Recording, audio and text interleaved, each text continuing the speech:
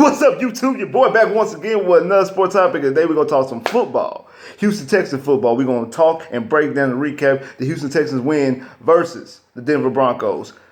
19-17. They 6 win in a row. 1, 2, 3, 4, 5, 6 win in a row. Y'all won't believe how crunk I am about this game. This is probably the most crunk I was because no bull. I'm going to keep it 100. When it was third down for Denver, I'm like, they about to get to 16 yards and get the field goal range and kick this game win field goal because they was only down by 2. I felt that. And then when they got up there, I'm like, I looked at the field goal and it said 51 yards. I'm like, that's still a pretty chunk.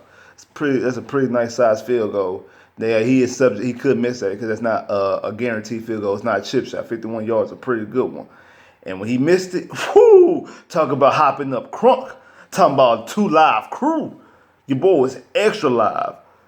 Probably the most live I've been at any victory this season. To be honest with you, probably would. Maybe the Colt one. But I think the Colt game, I was kind of in and out of it because we was up by 18. But that right there was one of those games that I hopped up crunk. Remind me of the game against Cincinnati 2 years ago when they won the division on Christmas Eve by missing the field goal, and also the game against Monday night against Cincinnati when Hopkins made that touchdown. So those are the levels of crunkness that I was today. Even though this is not a division, even though this is not a playoff seeking win, but it's the 6th win in a row. The first time we won 6 games in a row since 2016. Let's talk about and break this game down. Demaryius Thomas' first game as a Houston Texan have to go home to play against the Denver Broncos. Something I didn't think that would happen. I didn't think that they would make this trade. I'm talking about Denver. I didn't think they would make this trade because they would have to play the Texans right quickly, within a couple of days, and he would know basically the whole offense of the Denver Broncos. So that's inside information that he could just give out, and they wouldn't have enough time to install a new offense and run it successfully within the span of 4 to 5 days. But the general manager spoke out and he said the reason why the trade with the Texans happened was because the Texans was the only team that was willing to swap 7s. Other teams wanted to get like higher picks, wanted to get like a 6th or a 5th rounder instead of swapping 7s. And also the Texans was the only team that was willing to take on Demaryius' contract, which is strange when he is owed $14 million next year, but it's not guaranteed. So the team is not basketball. Like, the team can cut him. A penny of that money is not guaranteed. So you can either restructure it or just let him go.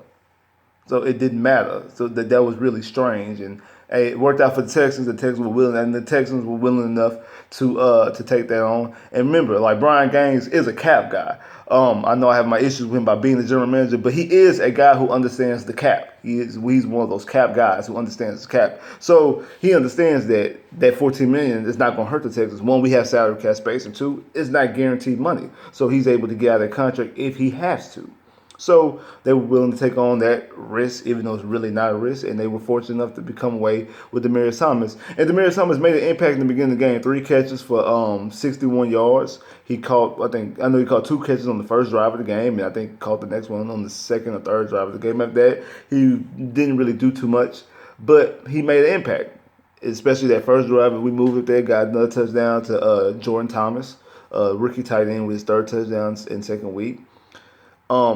Deshaun looked good, able to evade sacks. He got sacked, I think, 3 or 4 times. The names popped up today when it comes to defenses. I mean, your Von Millers, your J.J. Watts, your Clownies, your Bradley Chubbs.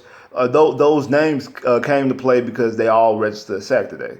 I know one of the sacks that Deshaun got was on Deshaun. If I'm not mistaken, I'm thinking it's the Bradley Chubb sack. That sack I think that might have been the sack that was completely on Deshaun. Deshaun kind of ran into that sack, trying to do a little bit too much in the pocket. But one of the sacks that Deshaun got wasn't his fault. It was Nick Martin's fault, because Nick Martin damn near sacked him himself. Like, it was a play, Nick Martin. It was a shotgun play. Nick Martin hiked the ball. It wasn't Deshaun didn't get it cleanly. And Nick Martin had no one to block, and Nick Martin turned around and just basically bumped into Deshaun Watson. Now, he actually, if you go back and look at the play, he initiated the contact with Deshaun. It wasn't like Deshaun ran to him. He more so ran to Deshaun, like he was trying to hold Deshaun up and allow Deshaun to get sacked that way, instead of actually just letting the rusher come in. So I'm not giving Nick Martin any passes on that. Speaking of not getting passes on players, I'll bring that back when I get into that part of the game. But we weren't able to run the ball. This is the past 2 weeks we've been able to run the ball pretty well. Today we couldn't run the ball at all against a Denver defense that is good against the pass, but have lately I think what they've averaged, like giving up the most rushing yards within the past couple of weeks, or some to that is that they're not supposed to be a good rush defense, but yet Lamar Miller only got 21 yards off of 12 carries. Alpha Blue only got 39 yards off of 15 carries. The best rusher was Deshaun Watson. He carried the ball 6 times, like scrambling, and got 38 yards. And part of that's because it's kind of easier for a quarterback to get scramble yards and a running back to get rushing yards, especially if they can't run the ball well, because they getting hit at the line of scrimmage when the quarterback is evading and trying to lose hits and get away from hits. So he's running more of the outside and cutting in, so he's able to get some of those yards. And plus, the defenders still have to try to play the pass, because at any given second, he could pull that ball back down or pull that ball back down and throw it up. And if you would have came down and rushed towards him, and now you get beat for a 15-yard pass play or 10-yard pass play or something of that nature. So it's when you have mobile quarterbacks, it is a little bit easier for them to rush and gain rushing yards more than the running back is in those type of situations. But we kept Deshaun, even though we didn't really keep Deshaun upright clean, because like I said, he got sacked 3 or 4 times. But what he did do was not turn the ball over, him or any of the players on the offense. No fumbles, no picks. Once again, it's third straight game with no picks. 2 touchdowns, a touchdown to Hop. Hop had 100 yards passing. Hop had a pretty good day. The only issue I had with Hop today was it was one catch. I think it was in the fourth. It was in the fourth quarter. It was a catch that should have been a first down that Hop dropped. Now I know the commentator said that Deshaun kind of threw it backward. I mean, kind of threw it behind him. I'm gonna give Hop the blame for that. You gotta come up with that catch. You getting paid the money you can pay. I know you're not the highest paid no more, because I know Odell Beckham has got that in him. It might have been someone else might have jumped Hop, so Hop might be like the third best paid receiver. But in my opinion, Hop is the best receiver in the league right now. I know everybody wants to say Odell, Antonio Brown, Julio Jones, whatever, AJ Greenwell, other names that you want to bring up. In my opinion, my personal opinion, that DeAndre Hopkins, D-Hop, Nuke the Bomb Hopkins is the best receiver in the league. And when I consider you the best receiver in the league, I need you to come up with those plays. I know you had 10 catches for 105 yards and a touchdown. I need you to make that 11th catch for 115 yards and a touchdown, because that catch extends. That's a crucial catch, because that catch extends the drive, and you don't have to go through what you went through to win the game. Because now you got people saying, Texans got bailed out again. Hey, a dub is a dub. When you start stacking up wins, no one cares how the win came. I don't care. I don't care that Colts didn't go for it on fourth, or went for it on fourth down. The Cowboys did not go for it on fourth down. Nathan Peterman threw a pick six against Buffalo, or the Denver Broncos missed the field goal, extra point. You know what?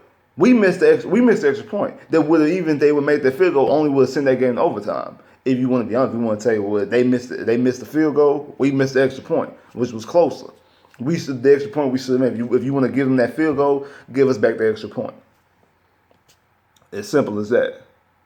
But who cares when it gets to this point? You have 6 wins. You have 6 victories. You start off 0-3. Now you 6-3 heading into the bye week. Leading division, you have a 3-game lead. The Titans play the Cowboys tomorrow night. So if the Cowboys take care of business, and I'm like Texans fans, you're going to root for the Cowboys tomorrow. You're going to need them to beat the Titans, because you want to keep this 3-game win. You want to keep this 3-game lead. That's 3 victories over these other teams. Now, and especially the Titans, who you've played already, but you've lost to them. So you already won the hole against the Titans. So you need the Titans to stack up as many L's as you want to. So actually, out of any team that you want to lose, it's the Titans, because you have the victory over the Colts and the Jags. Even though you still play them you still play them again. At least you have a victory against them. The Titans, you have no margin of error, because you have not beaten them. You've lost to them. That's your only divisional loss. So you definitely want them to lose because of that case. But even with that, are you still up 3 games you still up 3 games by any team in the division? I think all the other 3 teams only have 3 victories, and you have 6 heading into the bye week. So you get some time off, some rest. Deshaun gets some more time to rest.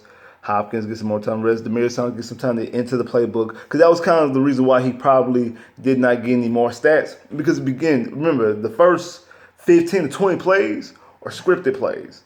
More of the time in the NFL, the first 15 to 20 plays of the game are scripted plays or plays when they do their walkthroughs. They walk through those plays. This is what we're going to do here. We're going to do here. Blah, say, this, and this, that, and the third. That second half, you got to do halftime adjustments. That's when you get deeper into the playbook to do deeper stuff. And, the game changes. It goes from a 0-0 game to a 7-0 game, 14-0 game, 21-21 game, down by 15 type game, whatever the case may be. So your playbook changes, the philosophy changes, the way the game goes changes because, injuries, things of that nature, somebody that's breaking out that normally doesn't break out, things of that nature. So you got to get deep into the playbook. And it showed because it was one time Demarius Thomas did not know where to line up. He had to call a timeout. And after that play, the next play, he still didn't know what to do. And Deshaun had to go and tell him exactly what to do and almost got a delay of game because of that. Because, remember, Demarius Thomas only been here for a couple of days. So he does not know the playbook. They had to fly to Denver yesterday. So that eliminates another day of walkthroughs. So, and there's only so much that you can do by telling somebody with them not actually getting into the playbook and running those routes, doing those practice, getting their timing right, especially when it comes to receivers and quarterbacks, getting your timing on together. So you gotta understand that's part of the reasons why Demarius Thomas did only had the 3 catches in the beginning of the game and was really non-existent the rest of the game, and also looked confused on some of the plays because he really was. He doesn't know the playbook. Now we have the bye week. They don't play again they play Washington. I think November 14th? No, not exactly sure what. Was it December 15th or 16th, something like that, 17th, 18th, something like that. Yeah, that's what I think it is, December 18th when they play, November 18th when they play the Redskins in Washington. So that's enough time for him to get into this playbook and get on the practice field, get around Deshaun, get around Hop, and learn some more things so he can feel more comfortable. And he should be able to know and able to digest a lot more of this playbook, able to be more focused into offense. But still, for the 3 catches, 61 yards that he gave you, if he gives you 61 yards every game, that's a benefit. That's a benefit. If he's able to give you, because that right there shows that he's a consistent player, which that's going to take pressure off of Hopkins. And Hopkins still can get his 100 yards and a touchdown. Hopkins can still be able to eat because you're rolling the coverage over. If you show that this guy can at least get 60 to 70 yards a game, he's a threat. We can't just let him just chill. We can't just let him wide open. So that right there is showing you that he's a good enough threat to do these things. And that's what not knowing this playbook. So I fully feel confident once he gets to learn this playbook a little bit more, he's going to become that much more of a threat and a deadly force. Now let's talk about this defense. JJ and Clowney, like I said, the names came out to play. JJ and Clowney both registered sacks. Clowney got his 5.5 sack of the season. JJ, his 9th sack of the season. We played 9 games. JJ has 9 sacks. Coming into the season, I didn't think JJ was going to get 9 sacks. Well, I thought that would probably be the high water mark. I would be shocked if he got double-digit sacks. He's 1 sack away from getting double-digit sacks. So I'm glad. Like I said, it wasn't because I had lack of confidence in JJ. It was more so I thought that the way the defense was going to be the structure, the way they will play the defense, the way that I think that he wasn't going to play the majority of snaps that he's playing. He's playing more snaps than I thought he was going to play. And not because I didn't think he was capable. I thought the defense was racking them would try to dial it back to keep JJ healthy for the long run, to keep him healthy for December and January. But, hey, you do what you got to do to win games. Use your bread and butter to win games. And, hey, if he's out there wrecking defenses, wrecking game plans, and he was actually quiet for the majority of the game up until he started getting pressure and he started getting sacks.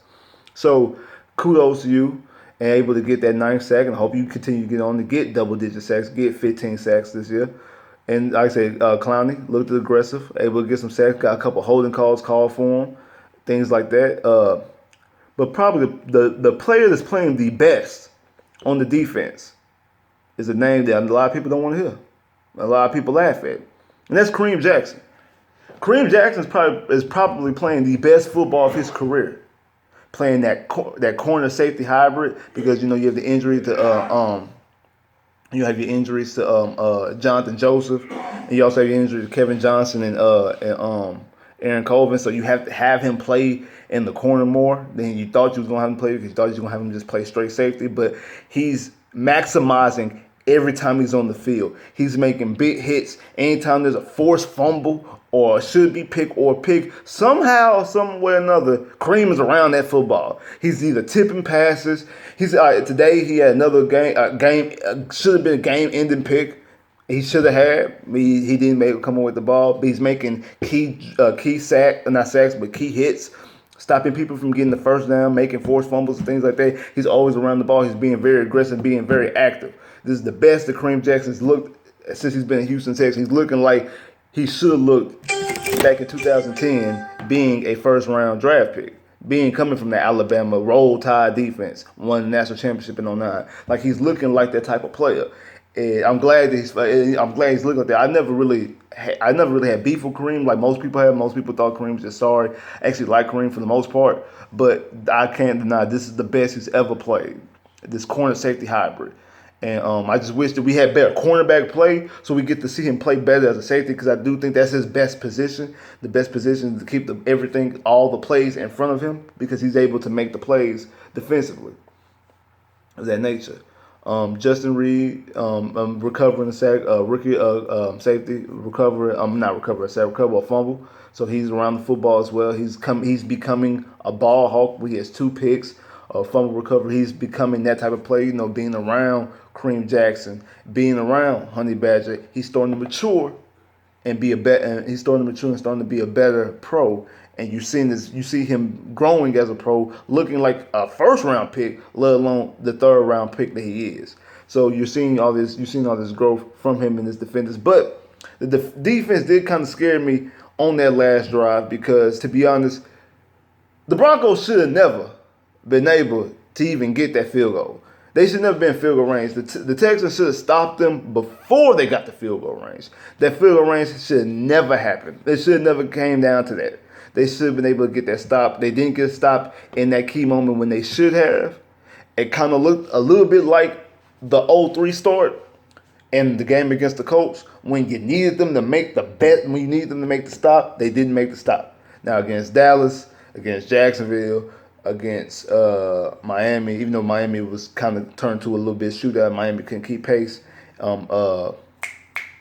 The Bills, the defense made the plays when it was time for them to make the plays. They made the plays. They made the key stops in the game. And they kind of didn't on that last drive, especially with a player like Case Keenum, who Case Keenum made some noise with his biography, a book, saying that Bill O'Brien told him that he would be no more than a third-string quarterback.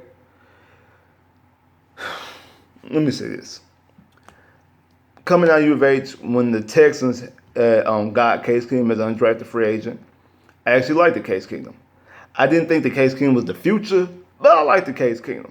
Case Keenum got a shot in 2013. I was hopeful. I liked some of his plays, but as some of the 13 started going along after the Kansas City game, after the Sunday night game against the Colts, after the game against the Cardinals, I started to look and notice that there was a problem with Case. Case couldn't read the blitz. And that's why Case always looked good in the first half. But then once the second half started and the defense started showing blitz, Case couldn't read it, couldn't understand it. And I'm like, okay, yeah, so Case really is not. He's not a guy who can be a franchise quarterback at that point in time. That's how I felt. And to be honest, I don't think that Bill O'Brien told him that he was going to be nothing more than a third-string quarterback. I think more so Bill O'Brien told him that he wouldn't be more than a third-string quarterback here. Remember, they brought in Ryan Fitzpatrick to be a stopgap. They just traded for Ryan Mallett, who I think that Bill O'Brien wanted to make Ryan Mallett the guy. I think Bill O'Brien wanted Ryan Mallett to be the guy coming from him coaching him in New England. Ryan Mallett's supposed to have the tools. He had the size. He had the arm strength. So he wanted him to be the guy. And then also he just drafted Tom Savage, who was his quote-unquote project. So I think that he knew that he didn't have a place for Case. So I'm thinking that's what he mostly meant if he did say anything of that structure. And I think Case just took it the wrong way. It is what it is. But beyond this case, the other NFL teams kind of felt the same way because you were third string guy in St. Louis / LA. You was the third string guy in Minnesota. It took some injuries to happen for Case to become the starter last year. And then after you go to the NFC Championship, the team let you walk. I mean, you just want to be honest. I mean, after the season that you had last year, going all the way to the NFC Championship game, they still let you walk. Teams normally don't let a quarterback just leave after they make it to the NFC Championship game and then turn around and hand big money to a guy who doesn't even have a playoff victory. Like, you made it to the NFC Championship game and they said, nope, we going to give a big contract to Kirk Cousins. Kirk Cousins doesn't have a playoff victory. You get it? I mean, yeah, Denver gave you some money. Not really that much. I think it's really like a 2-year, 3-year deal. So really, Denver didn't really invest a lot in you. Just enough for you to be the starter this year. Mostly like how the Texans did Brian Hoyer and Ryan Fitzpatrick, stopgaps. Not really investing a lot into you. So, I mean, your grief is more so with the NFL than, I think, Bill O'Brien. And I think you took what Bill O'Brien said out of context, but also, if you kind of think about it, if that's pretty much how it seems anyway, that you're probably, maybe not a third string guy, but you're really nothing more than a placeholder. Kind of, sort of. I mean, it's evident from Houston. You win 2 games in Houston, Houston let you go. You didn't really do nothing in St. Louis, but then they drafted number 1 overall quarterback, so that's kind of different. But the main thing is what happened with you in Minnesota. You go to the playoffs, to the NFC Championship game with Minnesota, and they still let you walk and hand a whole bunch of money to Kirk Cousins, who has not won a playoff game. That right there tells you all you need to know, to be honest. That right there tells you all you need to know. That they let you walk and hand Kirk Cousins this money. It is what it is. But we shouldn't allow Case Keenum to even get his team in position to get that potential game-winning field goal. That we should have stopped them right then. And we should have stopped them when it was 3rd and whatever. I think it was 3rd and 8. And they didn't get it. It was turned to 4th and 8. And we let them get that 4th and 8 and able to get in the field goal range.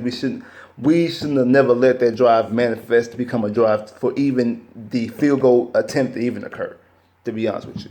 So my issue was with that with the defense. Other than that, the defense played better. I mean, there was a lot of missed tackles in this game. There was a lot of screens that they were able to run and get quick first downs. But for the most part, the defense did hold their job for the most part of the game. Like I said, Deshaun looks more comfortable now. He looks more comfortable than he did early on this season. And 2 touchdowns, no picks, like I said earlier. I think he's going into form.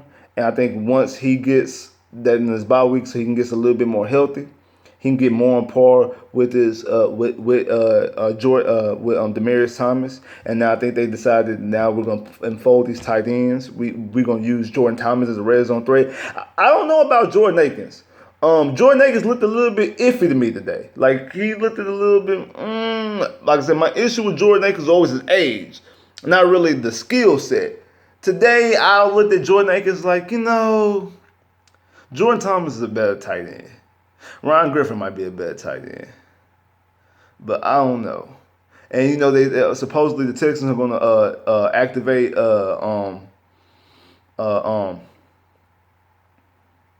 Deontay Foreman after the bye week. So hopefully he can play against the Redskins. I do think we need help in that running game. Because what Lamar Miller did for the past 2 weeks, I knew that was not something that was going to be able to sustain for the continue of the season. I was hopeful because he does look better than he's looked as a Texan. This is the best stretch he has as a Texan. Y'all know how I feel about Lamar Miller. I don't think he's a guy you give the ball 20 to 25 times a game. I'm sorry. He's just not that type of back to me. I think he's more of a 10 to 15 type guy, 10 to 15 touches a game. I'd like to see Deontay Foreman get more touches, but he's coming off of Achilles. We don't know exactly what we're going to get from Deontay Foreman. I hope it's something good, but we don't really know. So hopefully we can get something from him. But you never know what you're gonna get from him. But now when you get him, we're gonna have all these D's on offense. You got DeAndre, Deshaun, Demarius, Deontay. All these commentators and announcers gonna be confused. I was thinking like they might be the Houston Texans, but they damn near triple D, like Dallas, triple D. All these D's. Now you're gonna add a fourth D on the offense. It's gonna be confusing. All these D's: Demarius, DeAndre, Deshaun, Deontay. I'm confused already. I don't know who I'm talking about, but we're going to see exactly how the offense look when you add that other dimension, because, we seen that last year, Deontay Foreman was a threat catching the ball at the backfield. There's a lot of plays he made last year catching the ball at the backfield. So we're going to see exactly what happens if he is better, how he comes back looking from this injury, what Deshaun looks like more comfortable, what Demaryius Thomas looks like, what he knows the offensive playbook more. He's more acclimated into the playbook. He's more comfortable into the playbook and things of that nature. He's more comfortable with Deshaun. He understands the way Deshaun throws the ball, the way Deshaun runs. Deshaun understands the way that he runs his routes, where he's going to be with, because I know one thing I've always talked about with quarterbacks and receivers, why they got to be on the same page. I listen back to what Peyton Manning and Marvin Harrison used to say all the time. Marvin Harrison and Peyton Manning both said they both can be blindfolded, and Peyton can throw the ball and know exactly where Marvin Harrison is. Marvin Harrison could be blindfolded and know exactly where the football is, because they're that in sync. I think Deshaun was like that with Will Fuller. Will Fuller never dropped the pass from Deshaun. So I'm thinking that's the type of in sync that Deshaun and Will Fuller was. Now I think Hop and Deshaun had that same chemistry, but I think that Deshaun and Will Fuller had a better chemistry for some reason. They connected a little bit better, but a little bit more time, I think Deshaun and Hop can get like that. We're gonna see if Deshaun and Demarius can get like that as well, and we're gonna see. Remember, he's got a 6-3 heading to the bye week. Now we got the second half of the season, which is only 7 games. Yeah, 7 games left. We've already played 9 games. 7 games left for the season. 6-3. Remember, last year the Texans only won 4 games. Already they got 6 out of the first 9. Like, share, subscribe if you haven't. Comment below if you haven't. Click that bell. Get more videos. I holla.